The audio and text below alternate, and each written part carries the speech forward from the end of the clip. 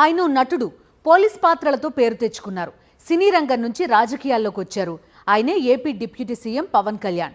Police పాత్రలతో famous అయిన పవన్ టూర్లో ఫేక్ ఐపీఎస్ వ్యవహారం కలకలం రేపుతోంది. రీల్ పాత్రల్లో నటించే హీరో పక్కన రియల్గా నటించిన ఫేక్ ఐపీఎస్ పోలీసులకే సవాల్ విసిరాడు. పార్వతీపురం మన్యం జిల్లా మక్కువ మండలం బాగోజులు గ్రామంలో ఈ నెల 20న పర్యటించారు డిప్యూటీ సీఎం పవన్ కళ్యాణ్.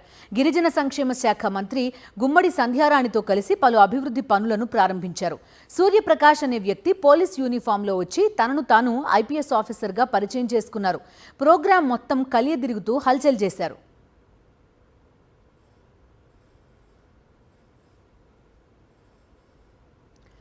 అయితే కొత్తగా కనిపించిన ఈ అధికారి గురించి ఆరా తీసిన ఇంటెలిజెన్స్ అధికారులకు అసలు విషయం తెలిసింది.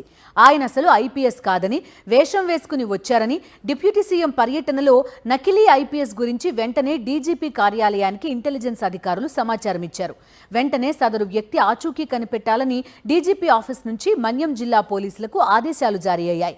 అయితే ఈ విషయం బయటకు పొక్కకుండా జాగ్రత్త పడుతున్నారు అధికారులు. దీన్ని సీరియస్గా తీసుకున్న పోలీసులు నకిలీ ఐపీఎస్ను అరెస్ట్ చేశారు.